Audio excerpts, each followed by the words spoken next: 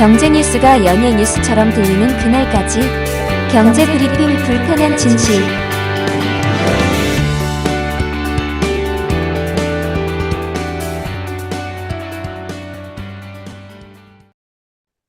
지난 2월 21일이었죠. 이 강진으로 큰 피해를 본 튀르키예. 옛날 터키죠. 여기 다들 아실 거예요. 사망자가 무려 6만 명이 넘었었잖아요. 아직도 피해 복구를 하지 못한 지역이 많아 힘든 이재민 생활을 견디는 사람들도 많다고 하잖아요. 그런데 당시 튀르키예 지진 참상 속에서 놀라운 소식이 하나 있었다라고 경불진에서도 전해드린 바가 있는데요. 이 피해가 큰 하타이주에 있는 에르진이란 도시에서 이상하게 무너진 건물이 한 채도 없었다. 이런 사실이 너무나 큰 놀라움을 줬었잖아요. 네. 사망자도 당연히 없었고요. 특히 이 에르진 바로 옆에 다른 도시들은 거의 초토화가 됐더라고요. 근데 이 도시만 말짱했었는데 그 이유 아마 다들 기억나실 겁니다. 이 에르진 시장이 원칙을 철저히 지켰기 때문이죠. 그동안 튀르키예는 지진이 너무 잦았거든요. 그래서 무너진 건물을 다시 세우는데 몰두했던 튀르키예 정부. 이 정부가요, 감시를 소홀히 하자 튀르키예 건설업자들 자재를 빼돌리는 등 부실, 불법 공사를 당연한 듯이 했다고 합니다. 정부 입장에서는요, 주택 보급률만 빨리 올려야 된다. 이렇게 생각했고요. 건설업자들은 정부가 이렇게 손 놓고 있으니까 내 배만 채우면 돼. 이렇게 여겼다는 거죠. 그리고 혹시나 아파트나 건물이 무너질 때 그냥은 잘 안 무너지잖아요. 지진이 왔을 때 무너지니까 지진 탓을 하면 됐고요. 근데 문제는 지진이 와서 건물이 무너지더라도 사람이 다치거나 죽을 수 있잖아요. 따라서 웨케슈 엘마솔루 에르진 시장 그냥 두고 볼 수 없었다는 거죠. 2019년 취임 이후 불법 건축을 용납하지 않겠다. 무타협 원칙을 고수해왔다고 해요. 예외 없는 단속과 처벌을 밀어붙였고요. 지진에 취약한 시설의 철거와 정비까지 유도했다고 합니다. 문제가 있으면 아예 철거시켜버렸다는 거예요. 그러니 당연히 건설업자들 반발했겠죠. 아니 다른 시들은 다 봐주는데 여기는 왜 그래? 시장 너무 이상한 거 아니야? 너무 꼰대 아니야? 그러면서 또 회유하는 사람들도 있었다는 거예요. 하지만 이 에르진 시장 불법 건축물을 허용하지 않겠다는 시민들의 약속을 끝까지 지켜왔다는 거죠. 그 덕분에 지난 지진 때 에르진에서는 앞서 얘기 드린 것처럼 건물 하나 무너지지 않았고 당연히 인명피해도 한 명도 없었다. 마치 영화 같은 이야기 다들 기억나실 겁니다. 그런데 당시 경불진에서는 이 소식을 전하면서 이런 질문도 덧붙였었죠. 튀르키예보다 훨씬 발달하고 국력도 센 대한민국에서 과연 후진적인 부실 공사가 없을까요?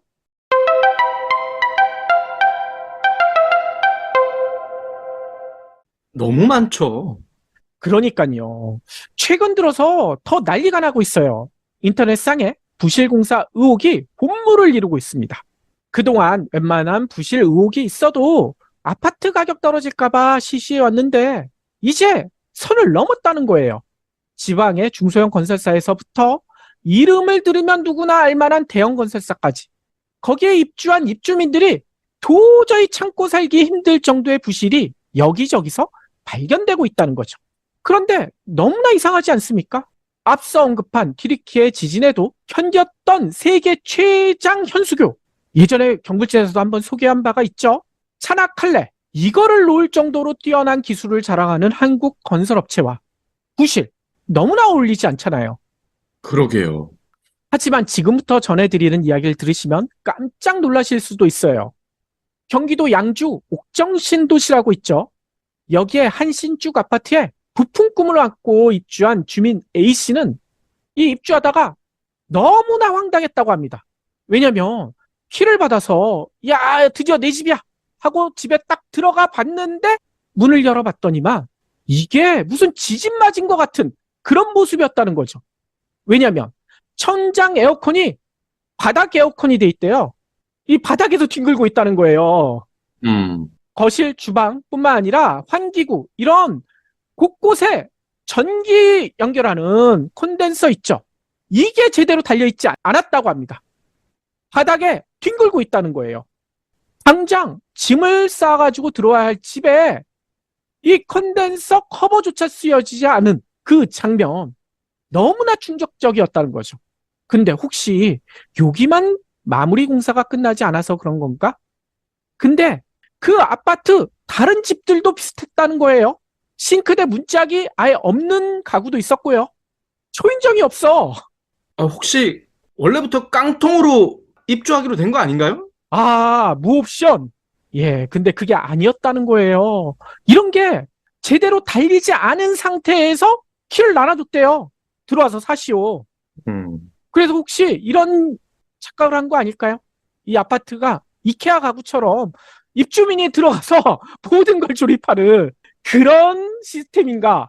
근데 그건 말이 안 되잖아요. 입주민이 물론 뭐 전기 콘덴서 정도는 달 수 있을 수도 있어요. 근데 천장 에어컨은 어떻게 답니까? 문짝이나 초인종 이거 어떻게 알아서 달아요? 말이 안 되잖아요. 여기 시공사 사장은 그러겠죠. 요즘 사람들은 유튜브 보고 다 하던디?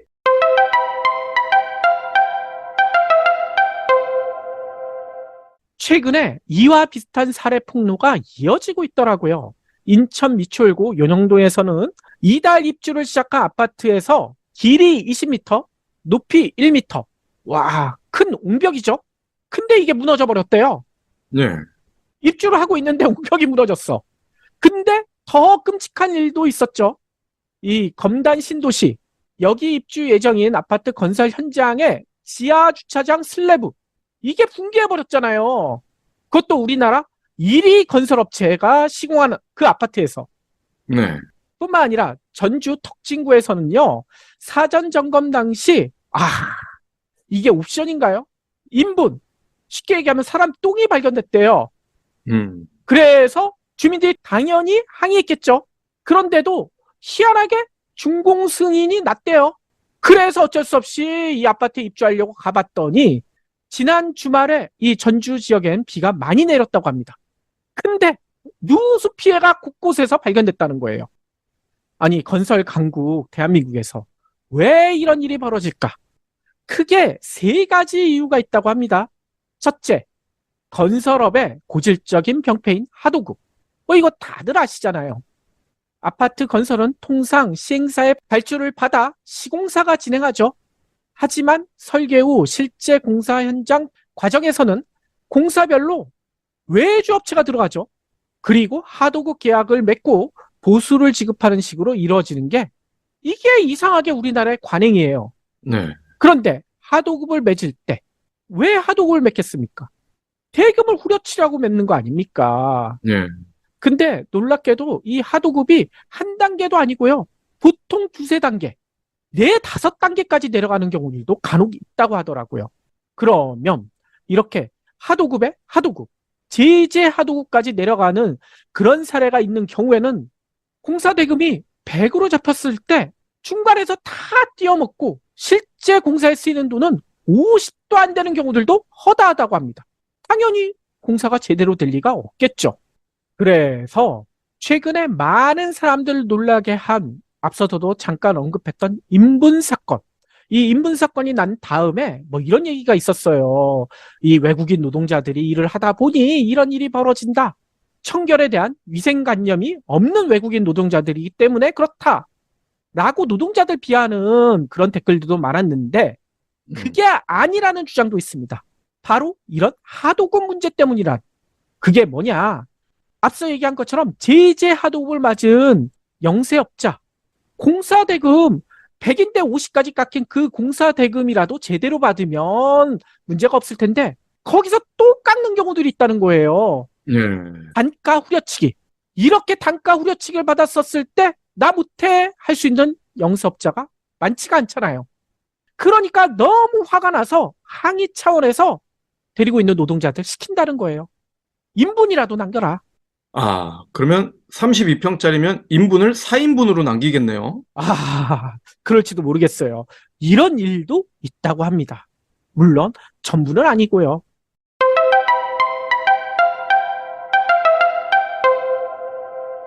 둘째, 코로나 위기.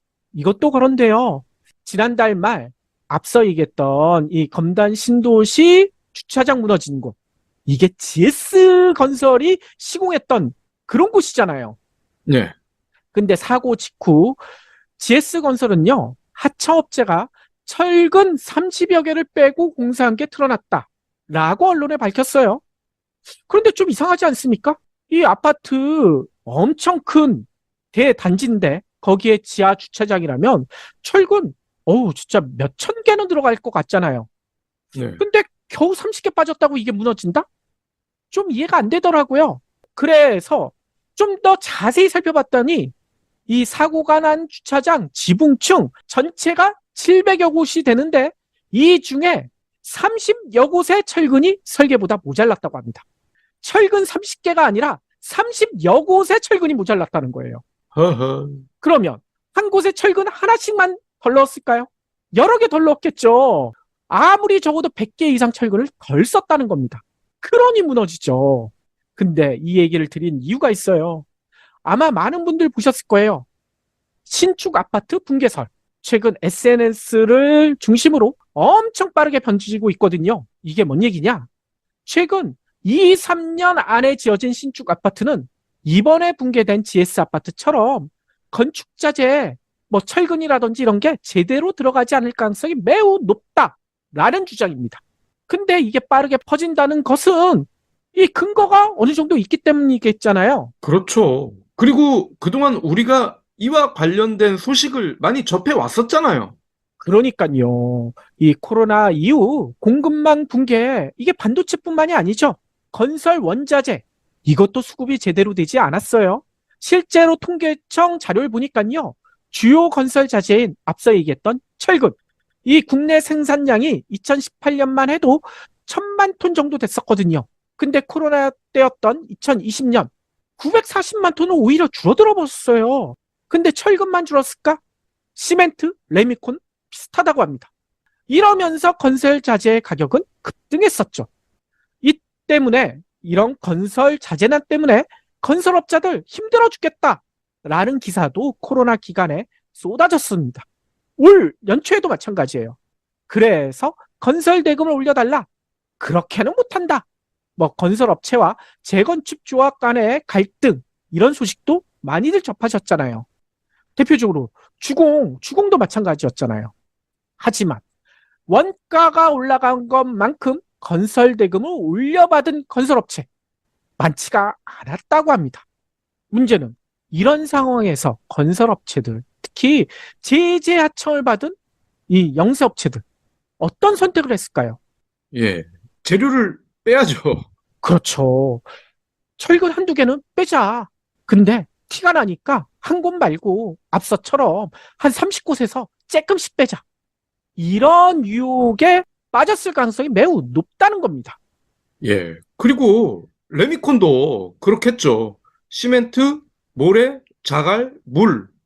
요거를 적정 비율에 맞춰서 섞어야 되는데 재료값 아끼려면 시멘트를 팍 줄이면 되는 거 아닙니까?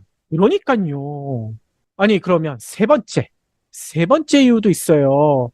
이 건설업자 입장에서는 앞서 얘기했던 그런 유혹 충분히 빠질 수도 있죠. 하지만, 에휴, 이거 실행은 불가능하지 않느냐? 라고 여기시는 분들도 계실 거예요.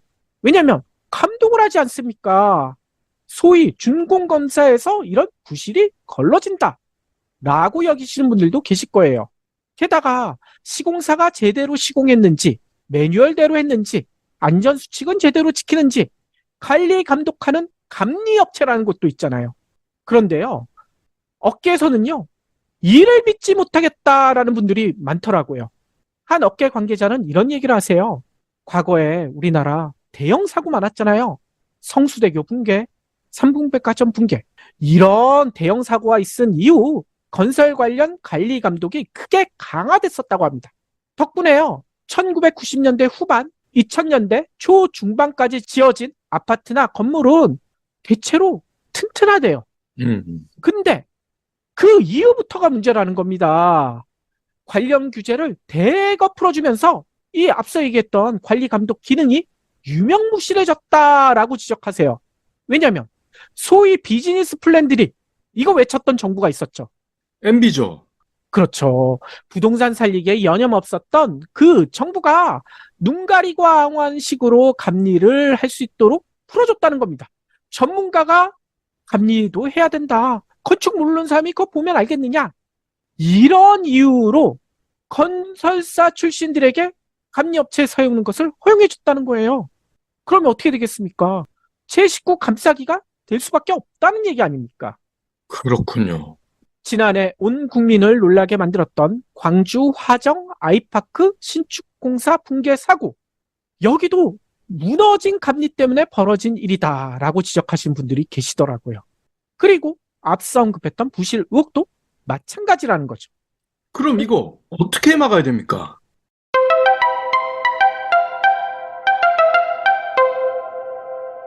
일단 이 부실 의혹이 계속 불거지자 주무부처인 국토교통부 원희룡 장관이 또 등장하셨어요. 그러면서 언론에 이런 얘기를 합니다. 설계와 달리 철근을 빼먹으며 부실 공사를 한 GS건설 점검 결과를 나는 믿을 수 없다. 그래서 국토부가 직접 해당 아파트 점검하겠다라고 밝혔어요. 진작에 좀 하지. 그러면서 이런 얘기까지 했거든요. 어떤 건설사건 국민의 안전을 소홀히 한 경우 시장의 신뢰를 잃는 것은 물론 존립 자체가 어려울 수 있다는 확실한 메시지를 던지겠다라고 강조했거든요. 아니 장관이 나서서 이렇게 세게 얘기했으니 부실의 고리를 끊을 수 있을까요? 그런데요. 그날 국토부 관계자는 또 언론에 이런 얘기를 합니다. 위법사항이 발견되면 부실 벌점, 과태료를 부과하는 등 여기도 왜 엄중이란 말이 붙는지 모르겠지만 엄중 조치를 하겠대요. 벌점이랑 과태료가 엄중하다는 겁니다. 아, 아니 원장관은 존립을 얘기했잖아요. 근데 벌점이랑 과태료. 이거 너무 동떨어진 이야기 아닌가요? 하극상이죠. 아, 국토부 관계자가 학사한 겁니까? 그럼요. 장관보다 자기가 더 입김이 세다. 뭐 은근 자랑하는 거 아닙니까? 그런 건가요? 그래서 보다 확실하고 강력한 대책이 필요해 보이는데요. 일단 뜻있는 전문가들은 이것부터 거론하더라고요. 2020년 더불어민주당이 발의한 법이 있다고 합니다. 건설안전특별법. 이것부터 빨리 통과시키라 라고 요구하세요. 이게 뭐냐? 발주처, 시공사, 설계사, 감리자에게 안전관리 책임을 부여하는 내용을 담고 있다고 합니다. 특히 부실 건설은 사고로 이어지잖아요. 그래서 건설 현장 노동자가 사망하는 사고가 발생하면 시공사에게 1년 이하의 영업 정지나 해당 사업 부분 매출액의 최고 3%를 과징금으로 환수하는 내용도 담고 있대요. 물론 이것도 좀 성에 차진 않죠. 하지만 이조차도 지금까지 통과되지 못하고 있어요. 이유는 뭐냐? 건설업체들 난리를 칩니다.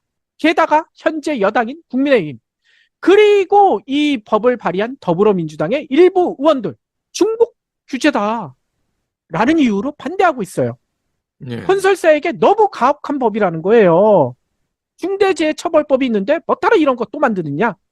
근데 아파트를 제대로 짓지 않고 노동자가 죽어가는 것은 가혹하지 않습니까?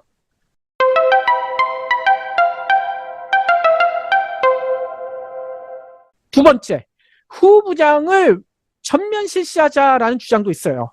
뭐 다들 아시겠지만요. 후분양은 선분양과 달리 공정률 100% 아니면 좀 빠른 경우에는 60% 정도 지어진 경우에도 가능하거든요. 이때도 분양을 하는 방식을 후분양이라고 합니다. 이 골조가 세워지고 일정 수준 공사가 진행된 후 분양을 하기 때문에 수요자들은 가서 볼 수 있잖아요. 단지 전경도 볼 수 있고 동강 거리도 볼 수 있고 조망권이나 채광 이런 것도 직접 확인할 수 있고요. 이게 그냥 컴퓨터 모니터가 아니라 직접 가서 볼 수 있는 거 아닙니까?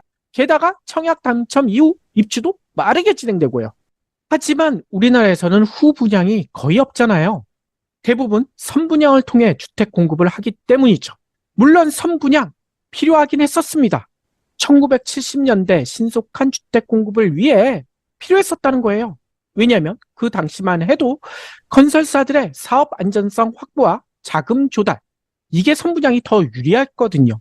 그리고 분양 받으려는 사람들에게도 분양 후 입주 시점까지 자금을 모을 수 있는 시간을 벌 수 있다는 이점도 있었고요.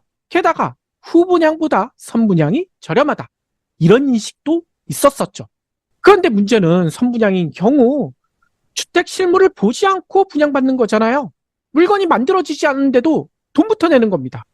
네.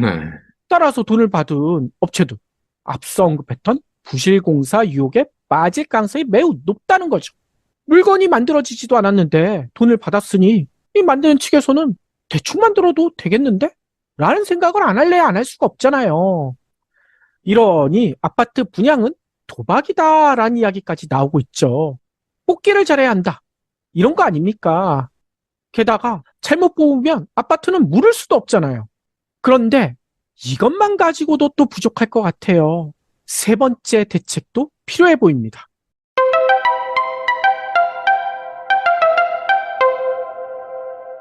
그게 뭐냐면요. 구슬도 껴야 보배라고 하듯이 아무리 좋은 시스템을 만들어도 그리고 정비를 해도 이를 잘 활용할 사람이 필수적이지 않겠습니까? 온갖 압박과 회유가 들어와도 불법 건축물을 허용하지 않겠다는 국민과의 약속을 잘 지킨 튀르키예의 웨케슈 에르진 시장 같은 사람. 이런 사람이 필요하다는 거죠. 네. 아예 우리도 시장을 해외에서 수입하는 게 더 낫지 않을까요? 너무 좋죠. 이 이야기하는 이유가 있습니다. 역시 경제 문제는 경제만으로는 절대 해결이 되지 않아요. 정치, 사회, 문화 모든 것이 바뀌어야 된다는 거죠. 특히 정치 개혁이 선행돼야 됩니다. 국민이나 노동자보다 건설업자, 대기업 편을 드는 국회의원 다음 총선에선 반드시 퇴출시켜야 된다는 거죠. 그렇지 않으면요. 앞으로도 아파트 부실 의혹 뉴스가 끊이질 않고요. 아파트 분양은 뽑기라는 말도 사라지지 않을 수도 있다는 거예요. 특히나 요즘 동해안에 지진도 잦잖아요. 자칫 지진이 내가 살고 있는 곳에서 발생한다면 지금 살고 계신 아파트나 주택 괜찮을까요?